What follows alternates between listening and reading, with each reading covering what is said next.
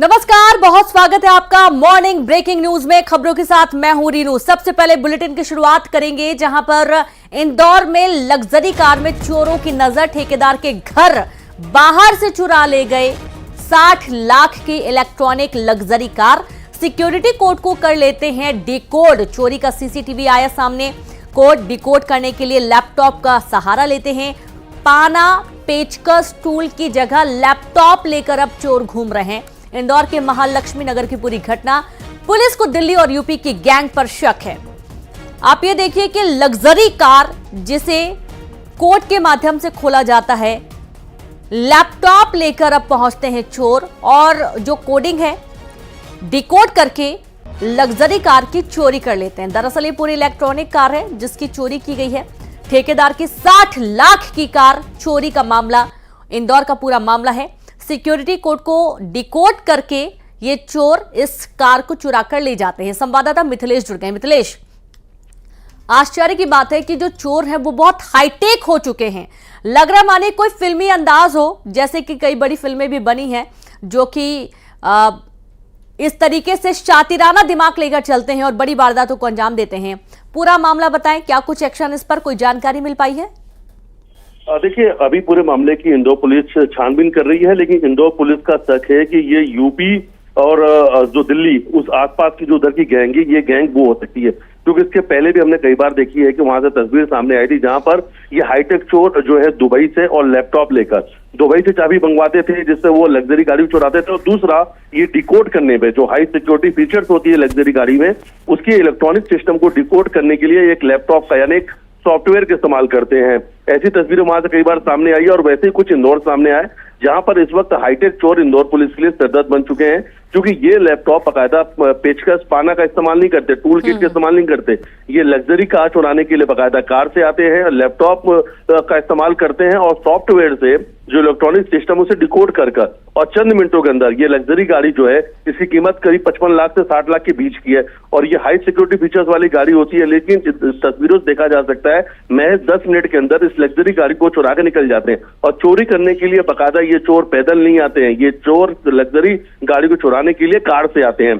4 से 5 लोगों की पूरी गिरोह है, पूरा गैंग है और जो 10 मिनट के अंदर एक कोई भी बड़ी से बड़ी जो लग्जरी गाड़ी उसे चुराने में ये माहिर है, सातिर है, टेक्नोलॉजी का बखूबी से इस्तेमाल कर लेते हैं। तो ये सब चीजें जो है वो जांच पे रहे कि आखिर ये जो चोर है और किस क्षेत्र में चोरी घटनाओं का अंजाम दे रहे हैं। इसके पहले ऑडी, मर्सिडीज जो महंगी गाड़ियां हैं जो वो चोरी हुई है, तो तमाम आसपास की सीसीटीवी को भी खंगाला जा रहा है। यूपी और जो दिल्ली और आसपास की जो गैंग है, गाजियाबाद, फतेहाबाद, नोएडा, जो उस सेक्टर में बड़ी चोरी को अंजाम देते हैं, उन गिरोह पर इनका शक है। पुलिस कहीं ना कहीं से उस सीसीटीवी के आधार पर जांच कर रही है। आसपास के सीसीटीवी कैमरे खंगाले जा रहे हैं। बिल्कुल, बहुत शुक्रिया आपका मिथिलेश तमाम जानकारी के लिए। तो देखना यह है कि इन शातिर चोरों को पुलिस किस तरीके से पकड़ पाती है और कब तक पकड़ पाती है, क्योंकि बड़ा सिरदर्द ये शातिर चोर बन चुके हैं। और अब बात करेंगे भोपाल से बड़ी खबर की। विवाद के बाद पहली बार पटवारी भर्ती की पहली काउंसलिंग की जा रही है। जेएनपी के अलग अलग जिला मुख्यालय में काउंसलिंग होगी। काउंसलिंग के लिए बनाई गई अलग व्यवस्था, काउंसलिंग के लिए अलग से बनाई गई समिति। आप देखिए, विवाद हुआ, विवाद के बाद अब पहली बार काउंसलिंग किए जाने की व्यवस्था की जा रही है। जिला मुख्यालयों में काउंसलिंग की जानी है। जो एग्जाम दिए थे पटवारी भर्ती परीक्षा के, उन्होंने इसका विरोध किया था। उनका यह कहना था कि काफी वक्त हो चुका है और अभी तक उनकी काउंसलिंग नहीं की जा रही है और ये मामला काफी गरमाया भी था। सीधे रुख करेंगे, संवाददाता शैलेंद्र भदौरिया जुड़ गए हैं। शैलेंद्र, जिला मुख्यालयों में काउंसलिंग की व्यवस्था अब की जा रही है। दरअसल जो पटवारी भर्ती परीक्षा में एग्जाम दिए थे स्टूडेंट्स, उनका ये कहना था कि काफी वक्त हो चुका है, काफी साल हो चुके हैं, लेकिन अभी तक काउंसलिंग नहीं की गई उनकी।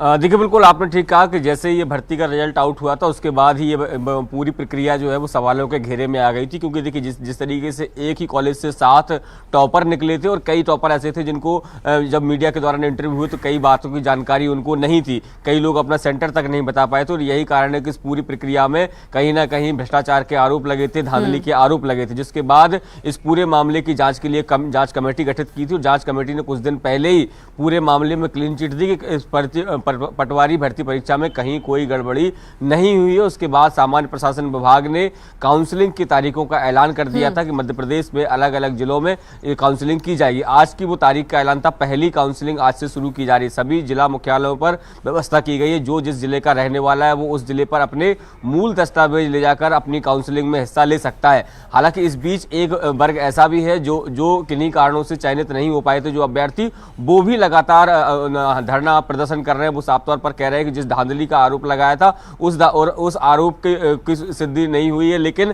कहीं ना कहीं वो आज भी उस गड़बड़ी का आरोप लगाते कहते हैं कि जो रिपोर्ट सार्वजनिक की जानी चाहिए, कि जो रिपोर्ट इस पूरे मामले को लेकर जो जांच आयोग था उसने जो बनाई थी, आखिर कौन कौन से तथ्यों पर जांच हुई, इसकी जानकारी उनके सामने आना चाहिए। तो इस भर्ती का एक तरफ विरोध हो रहा है, लेकिन उन युवाओं के लिए अच्छी खबर है जो इस भर्ती परीक्षा में उत्तीर्ण हुए थे और जो काउंसलिंग का इंतजार कर रहे थे, और आज से वो काउंसलिंग शुरू हो चुकी है। जी बिल्कुल, बहुत शुक्रिया आपका तमाम जानकारी के लिए शैलेंद्र। तो आज से काउंसलिंग की शुरुआत होने जा रही है और ये जो लंबे समय से इंतजार कर रहे थे अभ्यर्थी भी, उनका भी इंतजार अब खत्म हुआ। आज पहला दिन है काउंसलिंग का। अगली बड़ी खबर करू करेंगे। हरदा पटाखा फैक्ट्री विस्फोट मामले में सर्व समाज की अनिश्चितकालीन भूख हड़ताल हो रही है। पीड़ित भी भूख हड़ताल पर बैठ गए हैं। उचित मुआवजा, दोषी अधिकारियों पर कार्रवाई की मांग कर रहे हैं। पीड़ितों का ये कहना है कि उनके जितने भी नुकसान हुए हैं, घर को जितनी क्षति हुई है, जितना सामान बर्बाद हुआ है, उन सब का मुआवजा सरकार दे। आप देखिए कि पहले भी मुख्यमंत्री डॉक्टर मोहन यादव ने मुआवजे का ऐलान जरूर किया है, लेकिन उस मुआवजे से इनको राहत नहीं मिल पा रही है, ऐसा इनका कहना है। और इनका ये कहना है कि जितना भी नुकसान उनको हुआ है उसकी पूरी भरपाई करें और साथ ही जो अधिकारी हैं उन पर कार्रवाई किए जाने की मांग कर रहे हैं। मध्य प्रदेश बना वल्चर स्टेट। जी हां, गिद्धों की संख्या में देश में अव्वल बना एमपी में गिद्धों की संख्या 10,000 पार हो चुकी है। वन विभाग ने आंकड़े जारी किए और आप देखिए कि पिछले कुछ दिनों से लगातार गिद्धों की जनगणना हो रही है और इस जनगणना में जो आंकड़े सामने आए हैं वो काफी चौंकाने वाले हैं, क्योंकि मध्य प्रदेश में 10,000 पार गिद्धों की संख्या हो चुकी है और अब ये वल्चर स्टेट बन चुका है। गिद्धों की संख्या में देश में अव्वल बना एमपी में गिद्धों की संख्या 10,000 पार पहुंच चुकी है। वन विभाग ने आंकड़े जारी किए हैं। इंदौर में कॉलेज के छात्रों के बीच मारपीट का मामला सामने आया, जहां पर SITS इंजीनियरिंग कॉलेज के छात्र आपस में भिड़ गए। सीनियर छात्रों ने जूनियर छात्रों को जमकर पीटा। एक छात्र के आंख में गंभीर चोट आई है। देर रात तक ये बोतल फोड़ी, मतलब दारू की बोतल फोड़ी, और फिर वहाँ से फिर फैकल्टी भी थी वहाँ पे मौजूद, तो फिर फैकल्टी और पुलिस आ चुकी थी, तो हम वहाँ से निकल गए थे। 25 से 30 बंदे हॉस्टल्स के आए, उसमें 4th ईयर के सबसे ज़्यादा बंदे थे, 3rd ईयर के भी कुछ बंदे थे और 2nd ईयर के भी हुआ। तो फिर उन बंदों ने 30-40 बंदों ने विकास सिंह को सबसे पहले मारना चालू कर दिया। फिर वहाँ पे 2 बंदे और थे उनके साथ में, एक प्रियांशु था और 1-2 और शायद थे, उनके नाम नहीं पता मुझे। तो वो मौके पे थे, तो उनने प्रियांशु ने के ऊपर एक बंदे ने कांच की मतलब बियर दारू की बोतल ली और मार दी, उनके ऊपर आँख पे मार दी। तो फिर वहाँ पे पुलिस आ गई थी और हम भी पहुँच गए थे, तो वहाँ पे बीच बचाव हुआ, मतलब बातचीत हुई और सारे भाग गए और पुलिस ने वहाँ पे किसी को गिरफ्तार भी कराया। और अब बात करेंगे भोपाल के भदभदा बस्ती में चौथे दिन कार्रवाई लगातार जारी है। कैचमेंट इलाके से अतिक्रमण हटाया जा रहा है और अब तक 261 घरों पर बुलडोजर की कार्रवाई हो चुकी है। तीसरे दिन 129 आवासों को किया गया जमींदोज। 700 निगम कर्मचारियों को ये जिम्मेदारी, अतिक्रमण हटाने में ये 700 निगम कर्मचारी जुटे हैं। सुरक्षा व्यवस्था में 500 पुलिस कर्मियों की ड्यूटी लगाई गई है। कोई हंगामा ना हो, उपद्रव ना हो, किसी तरीके का कोई हमला ना हो कर्मियों पर। इसके चलते भारी पुलिस फोर्स के बीच में भदभदा बस्ती में चौथे दिन अतिक्रमण पर कार्रवाई, और ये आज चौथा दिन है जब 700 निगम कर्मचारियों की मौजूदगी में, पुलिस फोर्स की मौजूदगी में घर तोड़े जाएंगे। और अब बात जहां इंदौर में क्राइम ब्रांच को बड़ी सफलता मिली है। आदतन बदमाश को अवैध हथियार के साथ पकड़ लिया गया। एक अवैध देसी कट्टा, जिंदा कारतूस और आरोपी के पास से एक कार भी जब्त कर ली गई है। आरोपी पर पहले से 15 मामले दर्ज हैं। आरोपी ने दहशत बनाने के लिए रील बनाई, सोशल मीडिया पर पोस्ट किया और ये जैसे ही पोस्ट सामने आया उसके बाद पुलिस ने इस पर एक्शन लिया और अब अवैध हथियार के साथ आरोपी को पकड़ा जा चुका है।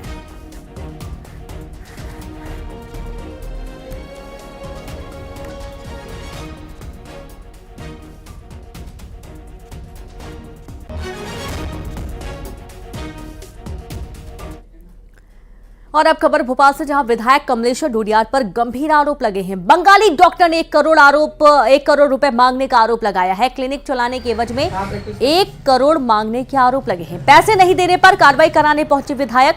पुलिस और एसडीएम के साथ पहुंचे विधायक। पीड़ित ने वीडियो जारी कर आप बीती बताई। कुछ दिन पहले घर बुलाकर मांगे थे पीड़ित से पैसे, और जब पैसे नहीं दिए गए तो विधायक खुद पुलिस महकमे के साथ पीड़ित के पास पहुंचे। 1 करोड़ की मांग की जा रही है और पूरा मामला भोपाल का है, जहां विधायक कमलेश्वर डोडियार पर बंगाली डॉक्टर को परेशान करने के और 1 करोड़ रुपए मांगने के आरोप लगे हैं।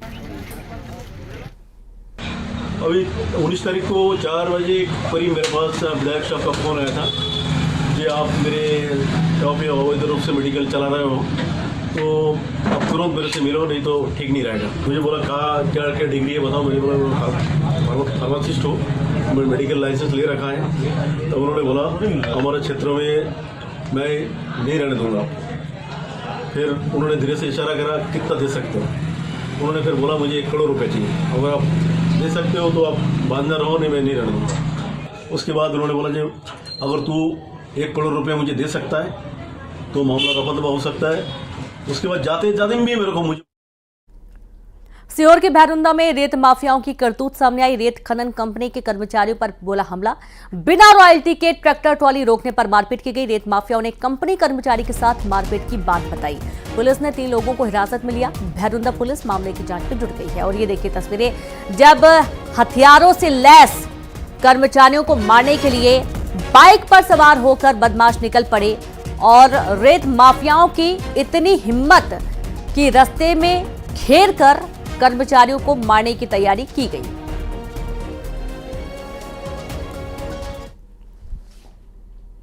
सुकमा में सर्चिंग पर निकले डीआरजी जवानों की नक्सलियों से मुठभेड़ हो गई।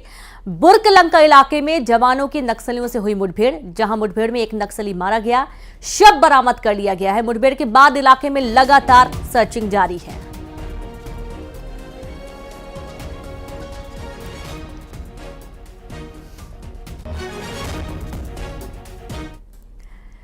और अब बात सीहोर में तेंदुए की दहशत की करेंगे, जहां डॉक्टर कॉलोनी में तेंदुआ नजर आया। सीसीटीवी में कैद हुआ तेंदुआ। कॉलोनी में हड़कंप मचा हुआ है। शोर होने के बाद जंगल की तरफ तेंदुआ भाग खड़ा हुआ। वन विभाग ने तेज की तेंदुए की तलाश। बुनिनी के वार्ड नंबर 7 का ये पूरा मामला है, जहां तेंदुए की दहशत लगातार बरकरार है। देखिए, जब शोर किया लोगों ने, तेंदुआ यहां से भाग खड़ा हुआ और ये गेट लगा हुआ है, गेट को फांद कर तेंदुआ यहां से भाग निकला। तेंदुए की दहशत लगातार इलाके में बनी हुई है। देर रात घर से निकलना इसलिए भी मुश्किल है क्योंकि कहीं पर भी हमला तेंदुआ कर सकता है। अब वन विभाग के लिए बड़ी चुनौती कि तेंदुओं को कितना जल्द से जल्द पकड़ा जा सके और कैसे पकड़ा जा सके। बिलासपुर से हिस्ट्री शीटर ऋषभ पनिकर गिरफ्तार कर लिया गया। प्रॉपर्टी डीलर से रंगदारी वसूली और मारपीट का आरोप लगा था। मारपीट का वीडियो आया था सामने। पीड़ित प्रॉपर्टी डीलर ने पुलिस में शिकायत की थी। पीड़ित की शिकायत पर केस दर्ज किया गया है। बड़ी खबर आपको दे रहे हैं बिलासपुर से। हिस्ट्री शीटर ऋषभ पनिकर गिरफ्तार। प्रॉपर्टी डीलर से रंगदारी वसूलने और मारपीट का इस पर आरोप लगा है।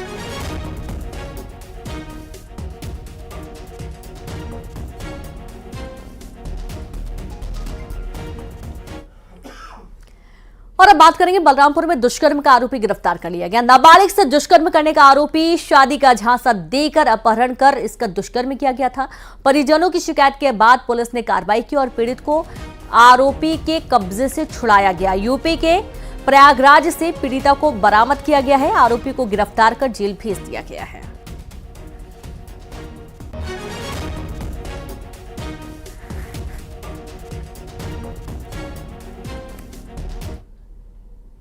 पेंड्रा के कॉलेज परिसर में असामाजिक तत्वों का अड्डा देखा जा रहा है। कॉलेज परिसर में होती है शराब पार्टी। जगह जगह पड़ी हुई है शराब की बोतलें। कॉलेज से महज 500 मीटर की दूरी पर है शराब की दुकान। छात्राओं को आने जाने में काफी परेशानी होती है। छात्र छात्राओं ने कॉलेज प्रशासन से शिकायत की। असामाजिक तत्वों पर नहीं हो रही है कोई कार्रवाई। और आप ये देखिए कि लगातार ऐसी खबरें सामने आ रही है जब कॉलेज परिसर के आसपास शराबियों ने अड्डा बना लिया है और जब छात्राएं यहां से निकलती हैं तो उनके साथ छेड़खानी और भद्दे कमेंट पास करना, ऐसी तमाम शिकायतें पहले भी सामने आ चुकी है। और एक बार फिर से कॉलेज परिसर मैखाना बना हुआ नजर आता है। कुछ शराब की बोतलें आप देख पाएंगे। हालांकि छात्र छात्राओं ने इसकी शिकायत कॉलेज प्रबंधन से की है।